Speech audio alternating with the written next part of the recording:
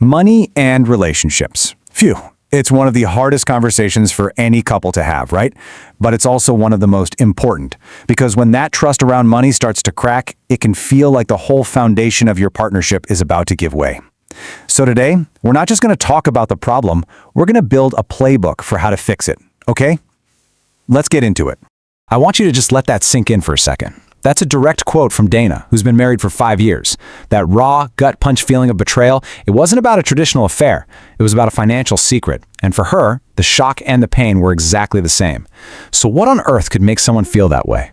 This is what? $77,000. That's the amount of hidden credit card debt that Dana discovered her husband had been hiding from her.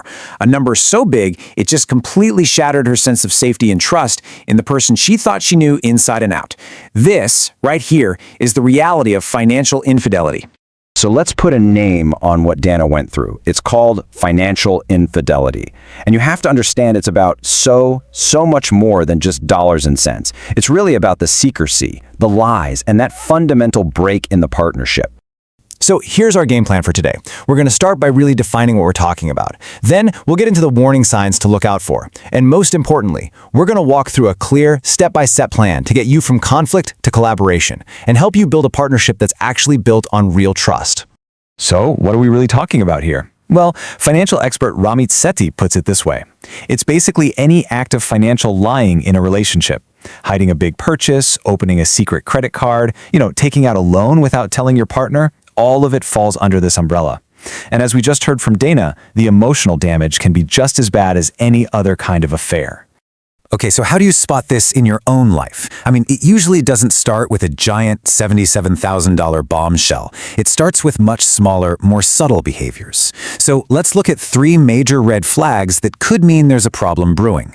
And as we go through them, just ask yourself, does any of this sound a little too familiar? The 3 big ones are these. First, financial secrecy. That's actively hiding things. Second, avoidance. That's when someone just refuses to even talk about money. And third, deflection, which is a tricky tactic to shut down the conversation before it can even get started. For secrecy, just listen to Cassandra's story. She said she almost fell off the chair. She thought her family was doing just fine financially. And then, bam, in one conversation, she finds out her husband had been piling up massive credit card debt and personal loans. She said her false sense of security was just gone in a flash. That's the shockwave of financial secrecy. The second red flag is avoidance. And John's story is a perfect example. The arguments about money got so bad that he literally just gave up his credit card. He would rather give up a basic financial tool than have to face another tough conversation with his wife. But here's the thing. Avoiding the talk doesn't solve the problem. It just forces one person to carry all of that stress alone. And finally, there's deflection. Wendy's story shows this so clearly. She found out her husband John's debt had actually gotten bigger, not smaller. And that was his response. See, when he says, "It's my problem," it might sound like he's taking responsibility, right? But what he's really doing is shutting her out. He's turning a we problem into a me problem, and that is the exact opposite of a partnership. Okay, so we've laid out the problem, we've looked at the warning signs. Now for the most important part, the way forward. How do you actually get from this place of conflict and pain to a place of collaboration and real trust? It is totally possible. This right here is the biggest mindset shift you have to make. You cannot build a new future if you are stuck pointing fingers about the past. The goal isn't blame. The goal is to acknowledge what happened, sure, but then to pour all of your energy into creating a brand new, totally transparent system that actually works for both of you.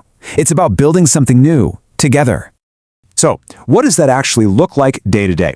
Let's get into the action plan. This is a real, concrete framework you can start using to rebuild that foundation of trust, one conversation at a time. First off, do not be afraid to get professional help. Seriously, a neutral third party can be a game changer. Second, change your language. We can't afford it just shuts the door. But how can we plan for it? That opens it right up. Third, both of you need to be involved. Even if one of you handles the bills, the big decisions have to be made together. And finally, when you talk, try to come from a place of understanding, not accusation. And as you start having these new conversations, you've got to go a level deeper.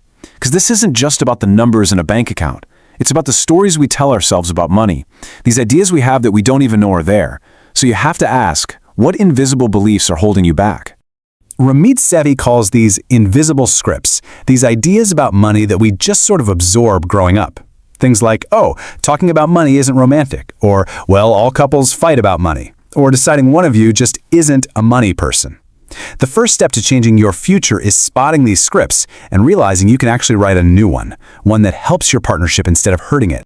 You know, when you do this hard work, when you face the problems head on, when you make a plan, and you start rewriting those old scripts, you're not just fixing a money problem. You are literally designing a brand new financial future for yourselves together. And please, remember this. This is so important. This is not about being perfect. You're gonna make mistakes. The goal is progress, not perfection. The real goal is knowing you have a partner who is in it with you, navigating the ups and downs right there by your side with total honesty. So I'll leave you with this one question to think about. Right now, in this moment, is your financial future being built on a foundation of transparency, or is it being built on a foundation of secrets? Because the answer to that question changes everything. And the best part is, you and your partner have the power to decide which one it's going to be, starting right now.